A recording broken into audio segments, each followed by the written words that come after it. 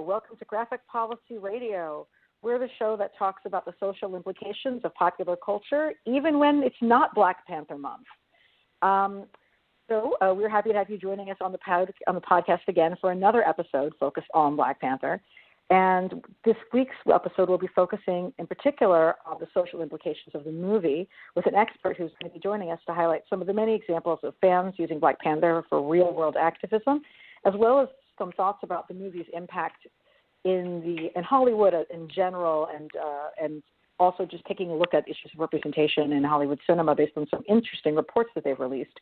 And that guest is Alan Jenkins.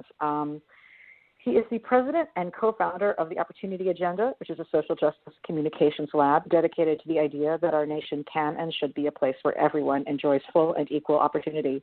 Jenkins is a lifelong fan of comics and sci-fi.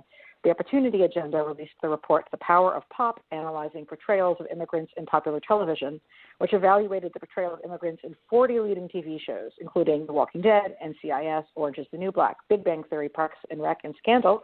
And he also wrote a piece in Ebony that came out a number of months ago about the importance of Black Panther. So, Alan, thank you for joining us.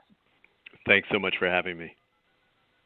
Great. I feel like you guys are an organization that's really been talking about the importance of storytelling in shaping the popular consciousness for a long time. And, usually you're talking about this, I think, for an audience of folks who work in the nonprofit sector. I think our listeners on this are a range of folks. Some of them work for nonprofits, but a lot of them are just fans who care about the world at large. Do you want to share a little bit about what is the Opportunities Agenda analysis of the role of popular culture in social change? Sure. So, our organization uses communications and culture to move hearts, minds, and policy on social justice issues. And culture has always been a driver of social change and public opinion. It was true, in the 50s and 60s with the films of Sidney Poitier and, Marian Anderson singing at the Lincoln Memorial. It was true during the labor movement. It was true during the women's rights movement. And it's really still true today.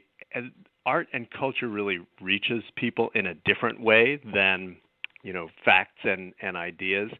And, it spurs people to action, but it also has a way of, telling a story not only of the, what's wrong with the world right now, but also the world as it could be. And that's really, I think, what we see as the greatest power of Black Panther and Wakanda. It's really telling us a story of an African nation, unencumbered by so much of the discrimination and legacy of colonialism. So, we think of that kind of storytelling as really important. It's fun, right?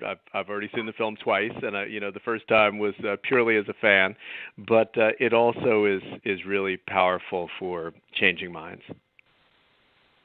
Awesome. And you yourself are coming at this, as a fan first and foremost as well, right? I am, for sure. I've got 3,000 comics in my attic, and there are quite a few Black Panther comic books in there, and so it's been a long time coming from when I bought my first Black Panther comic book to when he reached the big screen.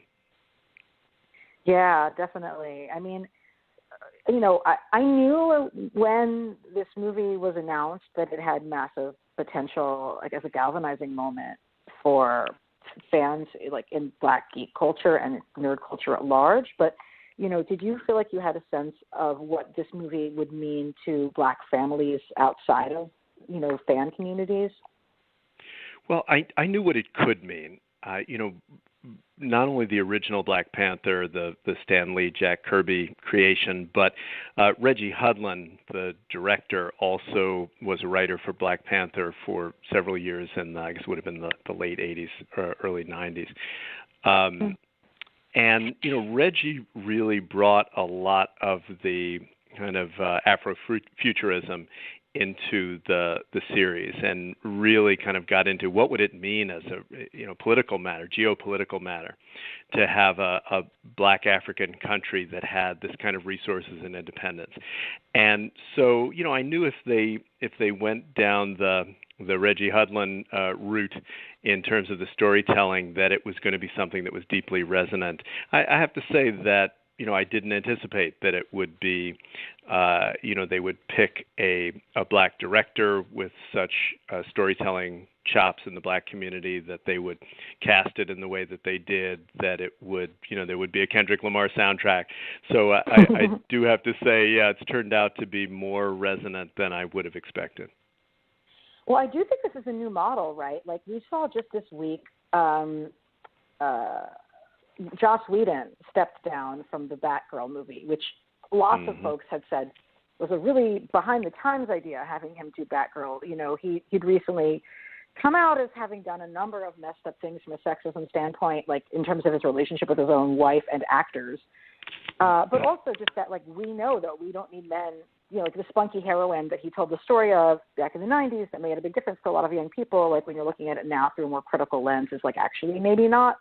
We would be telling a story in the year 2018, and, with the success of Wonder Woman and Black Panther, it was like, I think this is one of those cases where an own voices sort of story writer could really make a difference. And I really do look at him stepping down, and he admitted that he didn't really have a story to tell when he stepped down. And I just was like, I said, like, look, I think a lot of our culture is men who don't have stories to tell, taking up space because they don't know what else to do with themselves.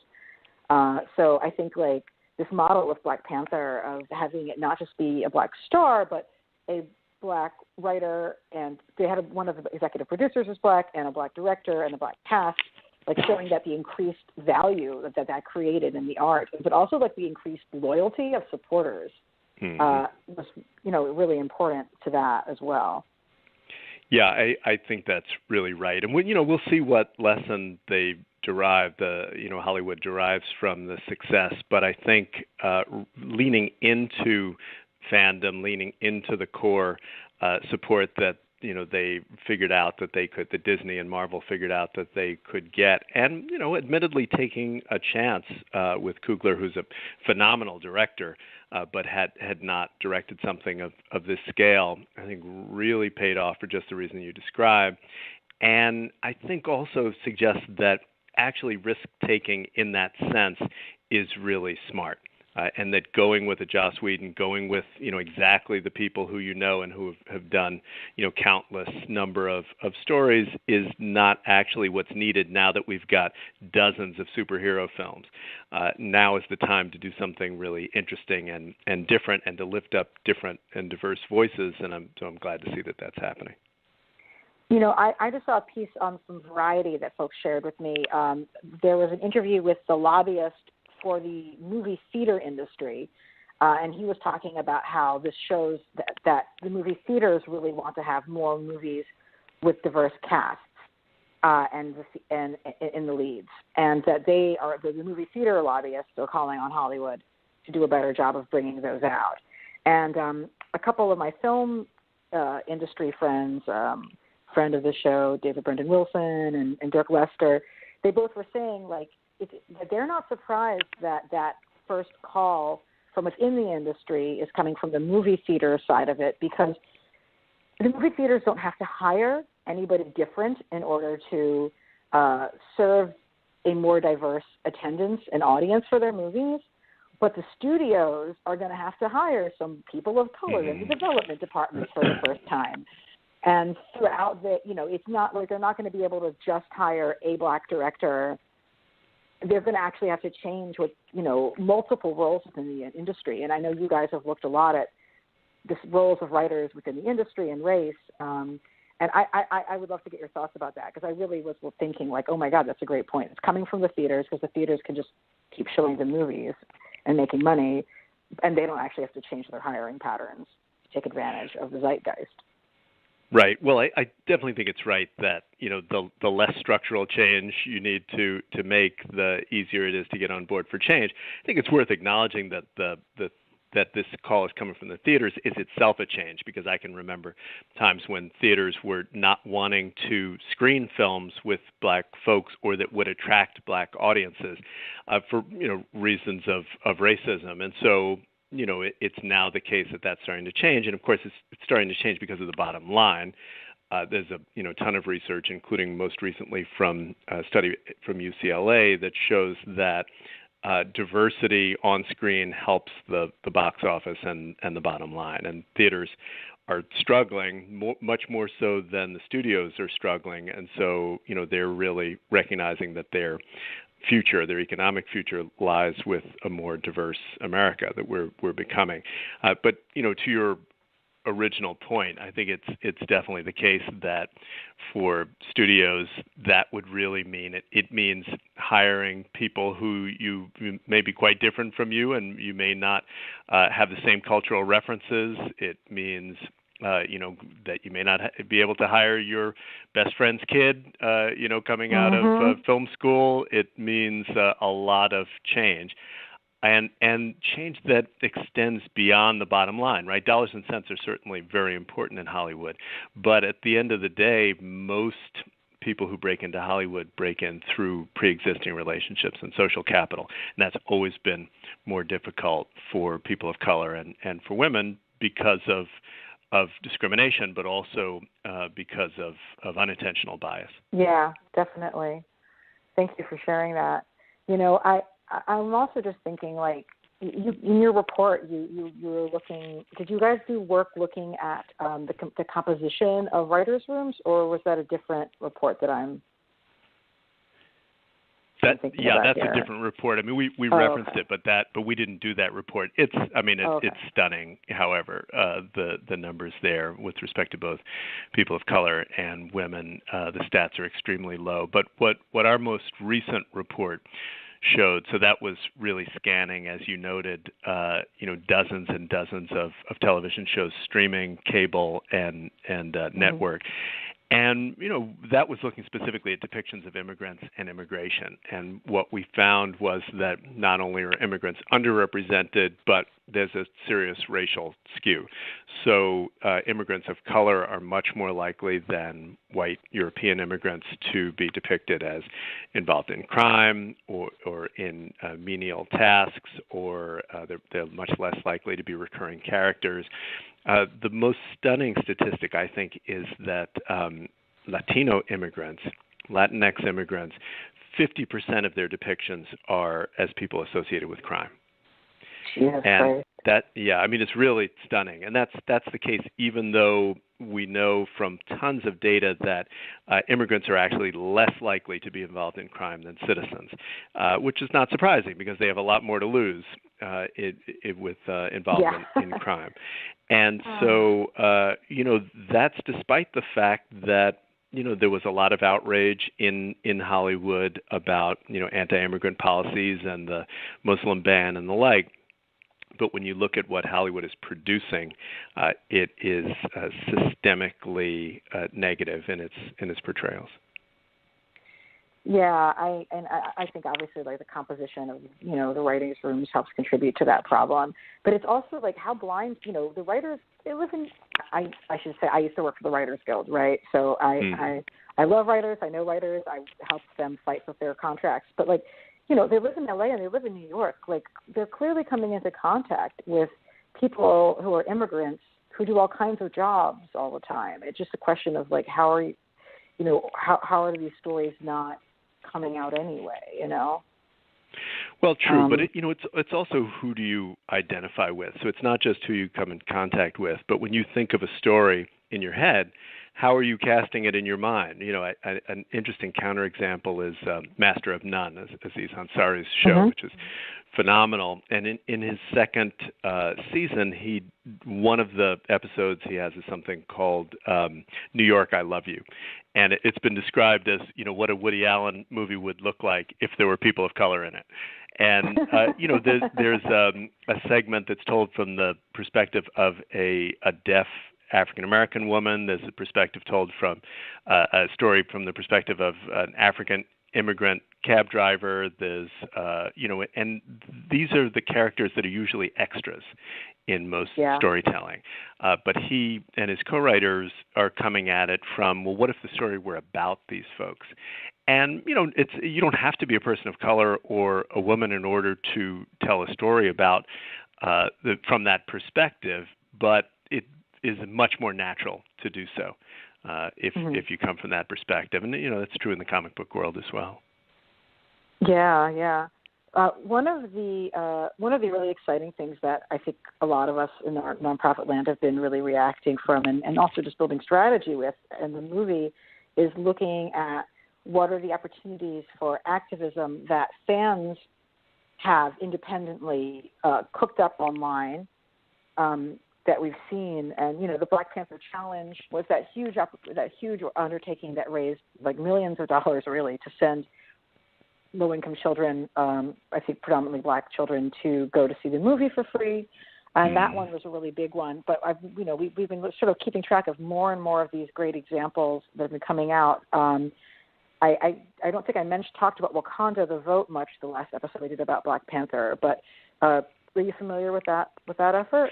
Hashtag Wakanda the Vote? I am. In fact, it's one of my favorites. So this is a group organizing voter registration drives at the Black Panther screenings and taking advantage of the physical presence of folks waiting online and hanging around, but also a community that's jazzed about participating. And so that one I just think is really smart. You have a film that's shattering box office, and where one of the unique things about seeing films at a movie theater is that you have a congregation of folks in a way that's not true with Netflix or the like. So yeah, that's one of my favorites, and it'd be great to see. I'm sure we'll hear some reports about the numbers, but it will be great to hear how many folks became new voters or at least newly registered to vote as a result of that effort. So that's definitely one of my favorites. Super smart, yeah. One of the ones that I just came in contact with was called hashtag Schools in Wakanda, which an education justice organization did just, I guess it was last week. They basically started this hashtag Schools in Wakanda to encourage people to think about what would schools be like in a truly, Black-centered, country and space, and like what would justice in those schools look like. I think they had the group was hosting it. Yeah, it was called Just Schools, and people had comments like, in Wakanda, hashtag in Wakanda, educators practice transformative justice, and everyone is skilled in conflict resolution to keep students safe. And in Wakanda, educators and school officials prioritize building strong relationships. Somebody even specifically pointed to a piece of legislation that was going to help keep students from dealing with the police unnecessarily. It was a bill out in California, and I just was like, this is such an amazing way to start talking about something really wonky, like to literally have somebody bring up a piece of legislation in context of a movie and open up that conversation. Yeah, the group is called Just Schools. Folks should definitely follow them online. It's the Communities for Just Schools Fund. I actually know Just. I was just going to say, I actually know Just Schools, but I did not know that they were involved in that effort. So, but they do fantastic work around, both quality education and racial equity in the schools and problem solving. So that sounds like a perfect connection to Wakanda. Totally, yeah. And I feel like it's really easy to talk about movies in terms of like parallels, between things in history or in the present and in movies, and it can be a lot harder to, we talk about Logan and the border wall, it's like all right there, but it can be a lot harder to sort of think about it from a speculative, creative, and positive standpoint, envisioning what we want in the world. So I thought that was particularly impressive and worth, trying to engage in. Yeah, we have an expression at the Opportunity Agenda. There's a reason why Martin Luther King Jr.'s greatest speech was not called "I Have a Complaint," and it's really it's true as advocates, and I'm a lifelong advocate as well as a comic book geek. We're much better at saying what we're against than what we're for. But there's a ton of experience tells us that people have compassion fatigue. Americans are in no mood to hear about some new problem, especially one that doesn't directly, visibly concern them, without immediately tying it to a solution. And when you can actually envision, part of the power of art, as I said, is you can envision a truly transformative world, not just, how could we incrementally improve our, criminal justice system, but what would it mean to completely reinvent it from a place of our shared values. That, to me, is kind of the most exciting thing. And Wakanda then becomes a stand-in for so many of our shared hopes and dreams and aspirations. There's an amazing quote from science fiction writer and activist Adrienne Marie Brown, which is, all organizing is science fiction, because we are coming up with a future that we would like to see in the world, and that just blew my mind, and made perfect sense. Yeah, I love that. I think maybe my amendment would be the best community organizing is science fiction. I think, we don't always, sometimes when you're kind of fighting the day-to-day battles, you don't always get to that transformative point, but that's what we're all shooting for. Oh, yeah. Oh, I got a question coming in. Were you familiar with David List did a run on Black Panther, in which Black Panther was replacing Daredevil in New York during one of the many times, presumably, that Daredevil is in prison or something horrible happens to him because it's Daredevil, so it's, kind of all the time. And during that period of time, Black Panther was an undocumented immigrant. I know that Define American and the Harry Potter Alliance folks mentioned that story in their own activism toolkit. Wasn't sure if I'd seen that story, because it was actually news to me. No, I haven't seen that run, but I will now be going on eBay to find it. I had not heard about that. We do know that one of the actors in Black Panther is himself undocumented and a DACA recipient. So that's been a kind of a another source of conversation, as DACA is and the safety of Dreamers is perpetually in doubt. And he was on our podcast maybe about a month ago, so folks should totally check out that episode where I interviewed Bamba John Bamba, who also you probably know from the Good Place, because he definitely has a bigger and better role there. It was like, I feel like, but anyway, that's a great example. I'll post that toolkit around if it was super cool. I guess one of the questions I also have for you as someone who thinks about sort of the power of storytelling are, like, what are the sort of symbols that were generated by Black Panther that you think have real lasting power? Yeah, that's a great question. I mean, I think there's both the kind of code switching, which I'll talk about, and then the forward-looking metaphors. So one of the things that I really admire about the film is that it is speaking simultaneously to multiple audiences. So it reminded me almost of, during the slavery period, African drums were used, by slaves to communicate with each other in ways that others could not understand, to talk, to plan escape or to communicate about deaths, or, when families were separated. And, there's really some of that in the Black Panther film and in the comic book. So some people, will watch, the villain, Claw, and, he's just a great villain, right? He's funny, and, you hate him, but you also love to hate him. But, it's no coincidence that he's Afrikaner from South Africa. And, for so many of us who were active, anti-apartheid, he's in many ways the face of a villain at the governmental level that so many of us were opposing. The scene of the kidnapped girls, something so that so many people of color, not only people of color, many white folks as well, were involved in, the effort to find and bring back girls who were kidnapped in Nigeria by Boko Haram. We see that scene, and the effort by the Wakandan government to reclaim them, the Nakia character posing as a spy.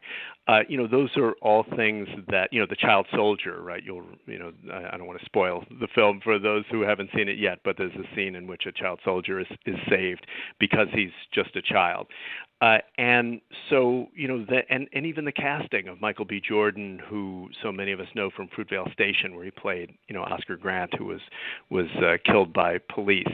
Those are callbacks that some of them, really people who are activists in the Black community and on racial justice issues will understand.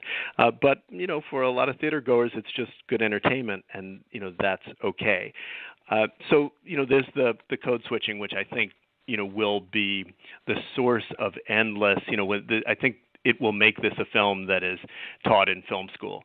And probably, in academia generally for a long time, in a way that, Thor Ragnarok probably won't. But then there's also the metaphors, which are remarkable. So, you mentioned that, so many of the existing Marvel films, the X-Men especially, are, in many ways about outsiders and the struggle between militancy and nonviolence. Ragnarok itself is a film about refugees and in many ways and immigrants. But in Black Panther, vibranium is really a stand-in for all the resources of the African continent that were drained and ravaged through colonialism and outside interference, and also by poor governance and corruption. What if those had been maintained? What if Africa had been spared, all those ravages? And this question of what is the obligation of the free to the unfree? And again, I don't want to spoil too much of it for your listeners who may not have seen the film. But it should really be fine at this point. Like, we're doing it through the end of February. I think it's okay. We can say spoilers. I can even tell people half an hour in we begin spoilers. So okay. So the villain, who's in many ways a very intellectually attractive or sympathetic villain, Killmonger, was left by by his uncle, the Black Panthers, the previous Black Panther, and a lot of the film is asking the question: all right, if you are Wakanda and you have all these resources and you have this debt to those you've left behind and excluded, what are your obligations? Is your obligation to protect your own and to make sure that nobody knows about you and nobody has access to your resources, or is your obligation to help the people who don't have the opportunity that you have? And literally, right up until the end of the film, you're seeing that struggle play out.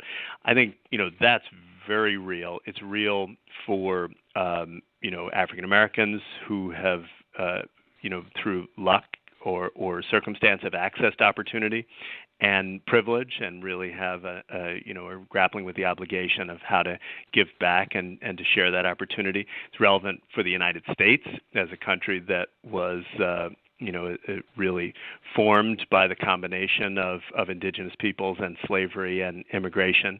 What obligation ought we have to the outside world? So, these are huge themes for a comic book, superhero film, but they all play out and really succinctly and well told. So I think those are going to be some of the conversations and themes that are really going to be lasting and what are going to cause people to see this film over and over again, not just because it's exciting, but because every time you see it, you see a new level of nuance.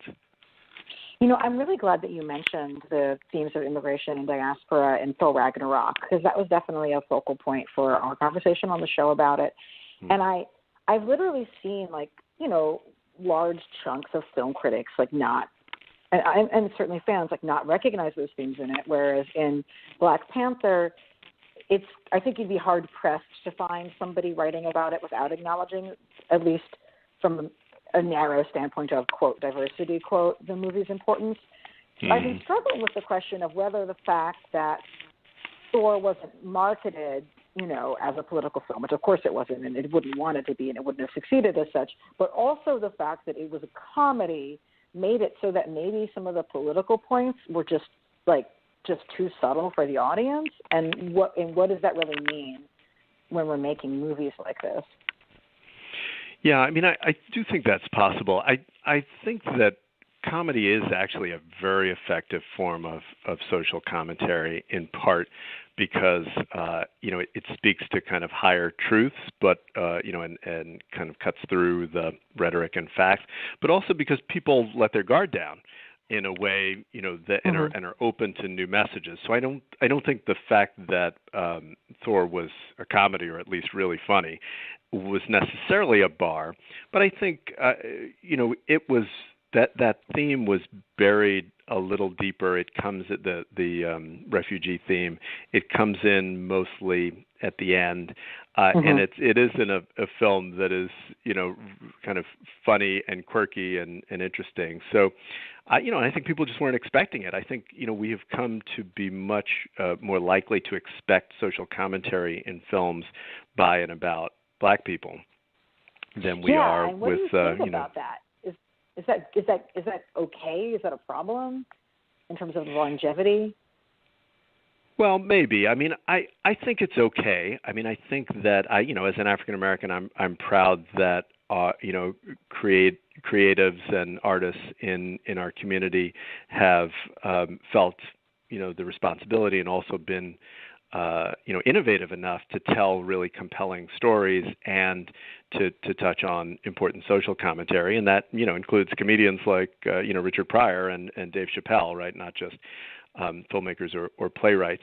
I would like to see more of it, and it's really interesting to me that Marvel is so frequently going in that territory. I think as you noted, I mean, X-Men is really a film about social justice. The last couple of Avengers movies have grappled with kind of interesting, or the Captain America movies, I guess, that have the certainly. Avengers in them, have grappled with social justice issues. So I'm glad that Black themed movies have continued to do that. I hope that it continues to spread, but always combined with high quality entertainment. I think if it feels preachy, nobody's going to want to go see it, even the people who agree with the message. So, I think the skill and the challenge is really great storytelling, whether it's funny or exciting or dynamic, that also carries an important message. Are there things that you think that nonprofit organizations and activists should be really doing with the success of the movie and thinking about in their own campaigns? I know Wrinkle in Time is coming out like any minute now, but even with Black Panther, I mean, we're still going to be talking about it for quite some time. Yeah, I mean, I think there are quite a few ways, and this is not unique to Black Panther, but excuse me, but I think with films or other pieces that become a cultural phenomenon, the opportunities are especially great. So I think one is kind of fan hacking, right? So you mentioned Harry Potter Alliance, and they're the czars of that strategy of rounding up and through social media and other means, organizing people who are fans of a particular character or medium or series, and encouraging them, fostering for them, and creating easy ways for them to be active on issues that relate. Harry Potter Alliance did a great series, for example, around the Hunger Games, which was, is in many ways a film about, both the books and the films are about both inequality and dictatorship. And I think that kind of fan hacking is one really important way. I think the Wakanda the Vote kind of idea that because this is a film seen at this point in movie theaters, you can actually you can approach people who are gathered to see it and organize them to vote, or do discussion groups, or share information and the like. In social media, because with hashtags we can actually, it's much easier to find those conversations of around emerging themes. I think we need to be really linking people whose attention we have to action as well as to discussion. We should certainly be discussing the themes of the film and how they relate to our current reality, and there's so many connections there. But also, what can you do immediately? If you care about inequality, if you care about natural resources, that are depicted in the film, if you care about how, undocumented immigrants, that are both, a theme in many of these films, but also among the actors, there's immediate action that you can take as somebody who cares about these issues. So I think, all those things are really important. And they're so achievable now in ways that just a few years ago it would have been very difficult to do.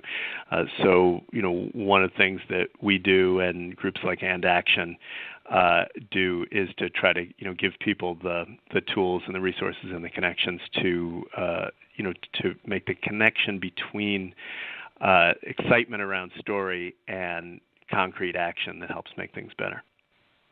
Well, I'm glad you mentioned the conversations on Twitter, because that gives me the opportunity to make sure folks know that on Wednesday, the 28th, last day of Black History Month, I'm going to be joining in a Twitter town hall that's actually going to be hosted by Stephanie Collier. She is an organizer with the National Black Workers Center. I can't even speak right now. The National Black Workers Center, which is an organization of workers' centers of Black low-income workers who are organizing to improve their quality of jobs.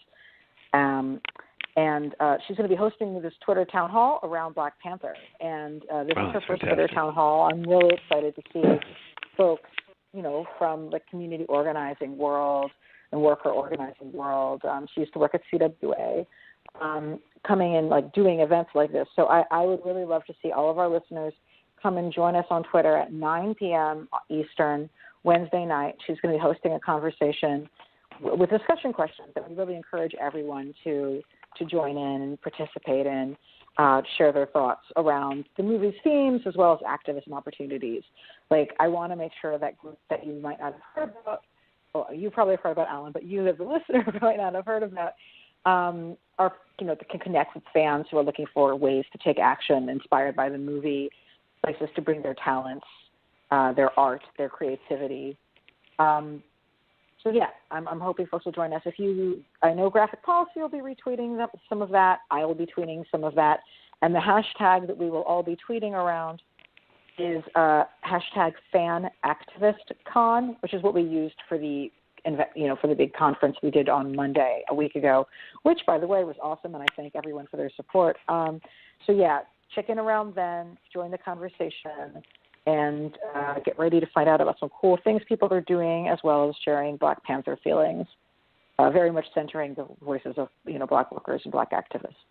So that is my pitch to folks.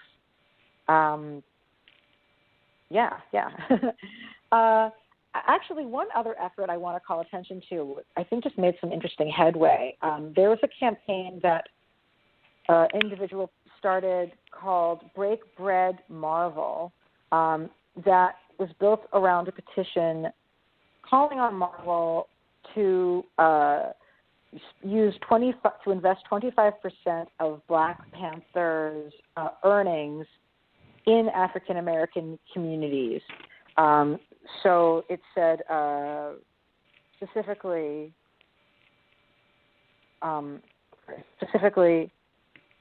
that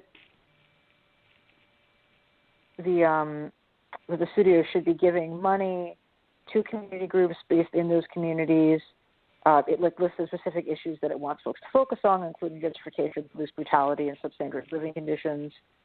And it was a petition that they encouraged people to sign, which I signed, certainly. And the interesting thing is that just today we saw Disney Studios announce that they were putting $1 million into opening new STEM, science, technology, engineering, and math centers across the country, including one in Oakland, which is, the site that in the end of the movie, Shala and Shuri talk about building like a Wakandan government outreach center there. And, I definitely view the fact that Disney is doing this as the product of fans suggesting that Disney do something like this. Obviously, $1 million is really not anything to Disney. I view this as being an invitation to continue to ask Disney to do more. But I was wondering what your thoughts were about it. Yeah, well, I agree with you that I'm certain that it's an outgrowth of protest and petitioning, which is pretty awesome. Full disclosure, I'm a modest Disney shareholder. I had stock in Marvel Comics for many years, from when they were bankrupt and Disney bought Marvel, and so now I'm a Disney shareholder, which is kind of an interesting place to be. My first thought is doing something is better than doing nothing. So I'm glad that this is happening. I think $1 million for STEM is it's better than not $1 million for STEM. Yeah. That said, here's why I'm not terribly impressed. As you said, $1 million is a drop in the bucket compared to the resources that Disney's going to reap from this film. And I mean not only the $700 million that they've just reaped, but in perpetuity, from games and merchandising and DVDs and all of that. And so maybe they're doing more, or they're going to do more, but it struck me as a very small amount.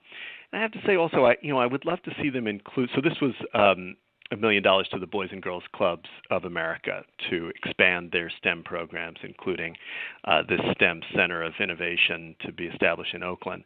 And Boys and Girls Clubs are incredibly important organization. It would be great to also see support to some community organizations in Oakland and elsewhere that are led by people of color, that are diverse in their leadership. That's what Wakanda would do, I would suspect, in terms of directing their resources. And Disney has the resources to do both. So it doesn't, I'm not suggesting that we should pit one good and important organization against others, but rather Disney can invest in many of them. And then, I have to note that Disney lobbied very hard for the horrific Trump tax giveaway that served the wealthiest corporations and individuals and starved everyday Americans, and especially communities like Oakland. So, I think you want to give credit where credit's due. I don't think, corporations should be punished for doing something modest. But I think we also need to remember the big picture in terms of what Disney is both giving and taking from American communities. So, congratulations, but it's definitely not enough. I think it's also a great point in terms of looking at how is it supporting Black leadership and Black organizations, and also just focusing only on kids all the time is also kind of an easy way to avoid having to think too capital P politically. I know a lot of folks who work in adult education who are really struggling to get money to help adults do jobs. But I've also seen, I've seen critique from Black leftists of the end of the movie in terms of the Wakanda Outreach Center, saying it sort of sounds like neoliberalism to them. If he's buying a building, isn't that going to result in gentrification? I thought there was some interesting. I don't feel like it's my space to weigh in on those matters, but I thought there were some interesting questions coming from a Black leftist perspective around what a Wakandan community center means. But for me, I was just sort of oh my God, Black Panthers, right? Because that's the home of actual Black Panthers and the community organizations they started, in terms of doing direct services to the communities. I always forget, because I didn't know this until I went to college. I was the Black Panthers started by having Black-run breakfast programs for Black youth in the community, right? So I don't know. I mean, do you have thoughts about what that Wakandan Outreach Center means or could mean in the future? In the world of the movie, I mean, not in the world of the real life. I think, just to step back a little, I think one of the subversive aspects of the film and of the the original storyline is that Killmonger, the villain actually has a point, right? So, like as in as with Magneto in the X-Men, who was, a Holocaust survivor, there's a reason why each of these villains believe that actually the better solution is to arm the oppressed and to help them take power away from the powerful, and in their minds from the oppressor. And the film certainly, the conclusion of the film sides with the Black Panther as it does with Professor X, right, as the integrationist and the kind of a voice of nonviolence in the sense of nonviolence towards everyday folks. But you're one of the reasons why Killmonger and Magneto are compelling villains is because you can understand why they are taking the position that they're taking, and it's you may disagree, but it's not crazy. And so I think that's a really important and radical aspect of this film, and and of the particular storyline that they chose and the way they chose to tell it. So I think the kind of outreach center in Oakland at the end is, supposed to be a signifier for how can we engage with the world and help others on our own terms, not by, giving away the store. And I think there's a conservative interpretation of that. And, when you kind of think about our own country and, how we engage with aid and trade and, accepting refugees and the like, there's some of that, right? We'll take a few of you and we'll, give you a little money, but we're not going to, throw open the doors. But there's also, a more radical interpretation, which is we're going to engage with the world in exactly the way that we choose, and in a way that begins with the debt that we owe to our, brothers and sisters in Oakland. So I choose to go with the latter interpretation, but I can certainly understand the former.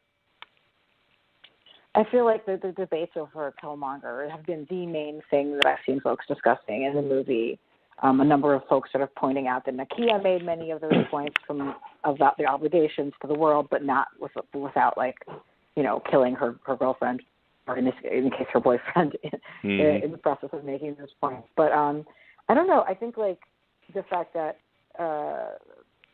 that the community center it can be interpreted in lots of different ways, I think opens the question of what kind of role do you want to see Wakanda playing in the future movies and the story moving forward. Yeah, I mean, one of the greatest things about this film, at least for me, is that I would watch a film about every one of these characters. If it was, if they made a film just about Nakia, I would watch it. If it was a film just about Killmonger, I would watch it. Just about Shuri, for sure, the Black Panther's sister. And so, I think they recognize, and hope that Marvel recognizes what a rich world they created, much more so than in almost any of the other films. So, I'm hoping that, that Wakanda will number one, have its own cinematic life and existence, and that, we'll actually get to see whether it, what kind of force it becomes. One of the compelling storylines from the Reggie Hudlin run was actual conflict between, it was the George W. Bush administration, I guess it's in the 2000s, and, Condoleezza Rice is featured, and, it's really, kind of a battle over over geopolitical power and resources. I think that would be a really, really interesting, film to make, or at least one aspect of a storyline, because, ultimately that's what everyone was, all the Wakandans were afraid of, is that if we make ourselves known, we're going to immediately become the target of, all the colonizers and imperialists who have ravaged other parts of the continent. And, actually seeing that play out, I think would be really interesting, especially if it kind of follows, Reggie's storyline. Yeah, I loved it. It was literally critiquing the Iraq War while the Iraq War was still a going concern, right? Right. That's pretty bold. I'm a big fan of that part of it, for real. Not a big fan of having Storm and T'Challa get married, but other than that... Yeah, I'm with you. Thank you. But other than that, yes, a big fan of that storyline. I think it also is the question of, like, I've seen a lot of Black folks talk about, the point of, like, where was Wakanda for us during the time of need, and now that Wakanda is known, is Wakanda going to take refugees? Who's going to come up and even move there? I don't know if you have thoughts about how, as we as fans, like, can think about those questions. Yeah, well, I think the metaphor is so strong in this case, for the United States at this particular moment, a country mostly founded by refugees that is now, turning away refugees. I would, and the rationale for turning away refugees is always, we don't have enough for ourselves, whether or not that's true or just a fantasy. So, I think it would be wonderful to have that kind of discussion around the film and to really look at what some nations are doing.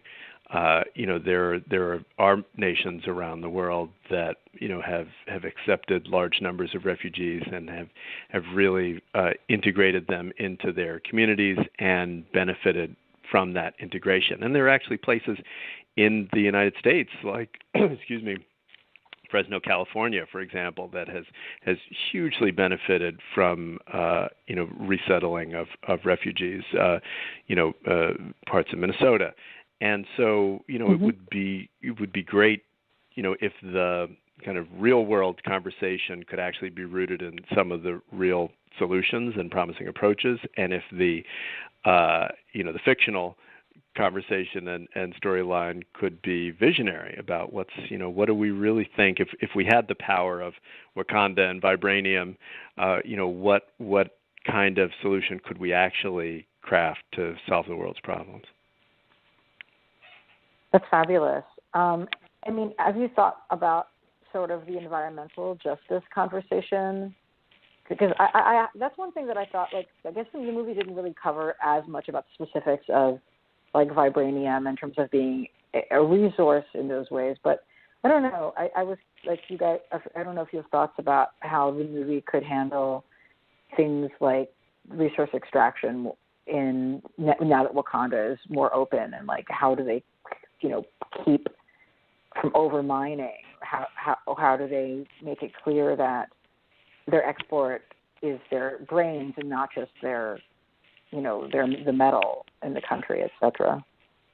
Right, and what has been the cost of mining all of that vibranium? We actually don't know that, right? They have this phenomenal city. Nobody appears to be a laborer in Wakanda, as depicted in the film. Like, who's actually going down into the vibranium mines and bringing back this precious resource, and what are, and we're told that it's been for 1,000 years they've been tapping this resource. What's been the impact on the environment there, and then what might that mean if it became more widely known and understood? So, as historically, it's almost always the poorest and most vulnerable folks who are pay the biggest price for extraction and its ramifications. So I can imagine a really interesting storyline.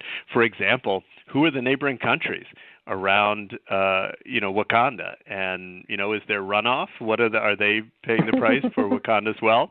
Who knows? But I think it could be a very interesting storyline, and and it might be best taken up initially in graphic novel form, where you can tell a somewhat more nuanced and longer story, and then maybe make its way back into the Hollywood depictions. Oh, that's a great point, actually. Are you reading any of the current Black Panther comics? Because there's so many series now, at long last. Yeah, I did look at the Ta-Nehisi Coates run, actually the first couple, and I'm way behind. But yeah, I haven't seen any of the most recent ones, and I do here have to plug our social justice superhero Helvetica Bold. So we created her, Gan Galan, the comic book artist, and Betsy Richards, who's our creative director at the Opportunity Agenda, worked together to create Helvetica with a K, who's a social justice superhero, and her comic book is free in PDF form on our website, opportunityagenda.org, so do have to mention that.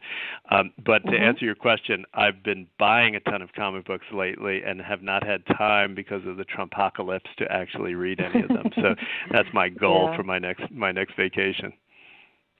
Excellent.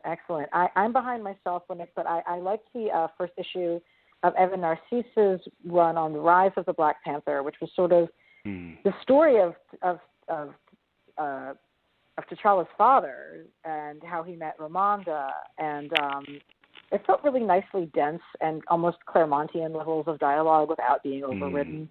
And I thought that was a lot of fun. But I'm just excited that there's so many more Black Panther titles coming out now, so you don't have to have like one title be for everything. And my co-host points out that he really thinks, and I'm not surprised, that the Black Panther series from Coates reads best in trade. So like if folks haven't been reading it till now, like just pick it up as a book now. It'll actually be better now, So yeah, that's a good point. That's what I need to do. Well, I want to thank you again for joining us on the show. We always like to have guests who can really talk about the intersection of geek culture and changing the world and all that. Do you guys have anything coming up that you would like to promote from the Opportunity Agenda? Well, we have, in addition to the Helvetica Bold comic book, we actually have a new coloring and activity book from Helvetica, which is also free on our website.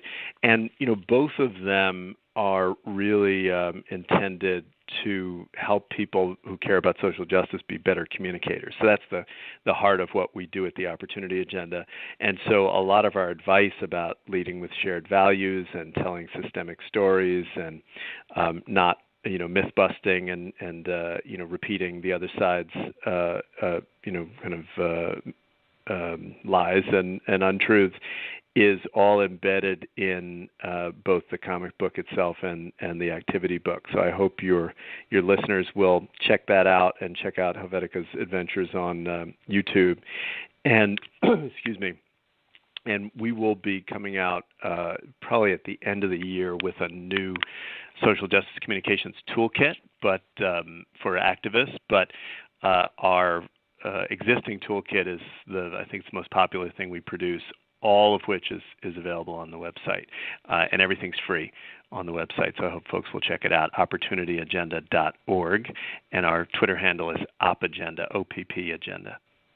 I think that there's parts of the toolkit that would really be useful to people who are writing fiction, honestly, in terms of how they think about writing fiction that can have a bigger and greater impact on the world. Because I've seen some people do some heavy-handed stuff that I don't really think folks are going to enjoy, and I think that the strategies that you guys put out would actually be informative to creative writers as well as folks who are do the kind of things I do for a living, like write petitions. I think that's really, really right, because a lot of what we do is help folks to talk about social justice and persuade people who maybe are skeptical, who really don't want to be engaged in a social justice conversation. It might be your family at Thanksgiving who are like, oh, there you go again, talking about that stuff, or it might be an elected official who you're trying to win over. But I think for storytellers, we don't try to mess with people's creative process, because that would only ruin it. But I think we have a lot of advice that can help people to tell their story in a way that can move new hearts and minds. Totally. Thank you.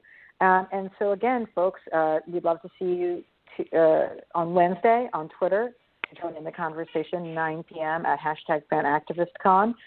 We also have beautiful and amazing graphics in the form of GIFs that were made during the workshop.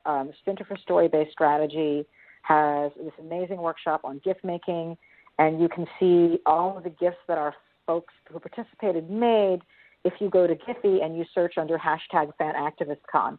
They also come up under Black Panther, but there's a lot of GIFs under Black Panther, so it takes a while to scroll to see them. But really the goal of those GIFs is to help folks use imagery from the Black Panther to recontextualize stuff from the movie through a political lens. And I know that I've been using the GIFs that they've made to illustrate conversations and points that I've been making on Twitter ever since. There's a couple of amazing graphics, like the Dora Milaje showing up to say, "ICE comes for one of us, we're all," and then they unite. I'm personally a sucker for anything that talks about fighting ICE, not the super villain, but rather the evil government agency. They made a wonderful GIF about standing up for your coalition partners, GIFs about dismantling the patriarchy, GIFs for when you're ready for revolution. And these are all just driven by images from the movie. So again, go to FanActivistCon as your search term in Giphy next time you want to put a GIF into your tweet or your Facebook post, and you can pull up one of these amazing GIFs that activists like yourselves have made during the workshop, the Center for Story-Based Strategy. So wrapping up the show for tonight, I didn't even introduce myself, but I'm Ilana. I'm online all the damn time on Twitter, especially at ELANA_Brooklyn, Ilana Brooklyn.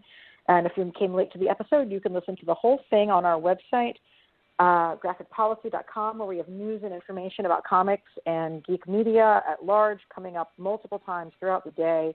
Our podcast is on YouTube. Our podcast is on YouTube. It's on iTunes, SoundCloud, and Stitcher, which will be listenable in another couple hours. So we encourage you to share and promote there as well. And we'll be back next week, actually, with comics writer Christina Strain, who wrote the recent Generation X series at Marvel, which has a lot of really cool, diverse characters and LGBTQ representation in it. She's also a TV writer on the show The Magicians. Really awesome young woman of color writing in the TV and comics industry, and I hope you'll join us on Monday to hear from her as well.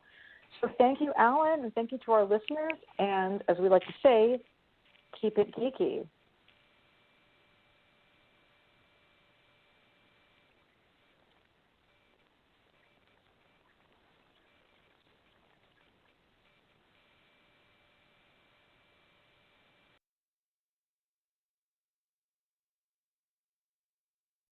Hey, thanks for watching the previous video from Graphic Policy Television. Just by watching, you help support our site. Thank you so much. Now, if you're watching these videos, you probably care about geeky things like movies, television, comic books, toys, games, video games, you name it. You can go and subscribe right now to our YouTube channel to stay in touch and catch all the new videos, or check out our website at graphicpolicy.com. There's a nice link on this end of the video. But as always, thank you for watching. Keep on rocking and keep it geeky.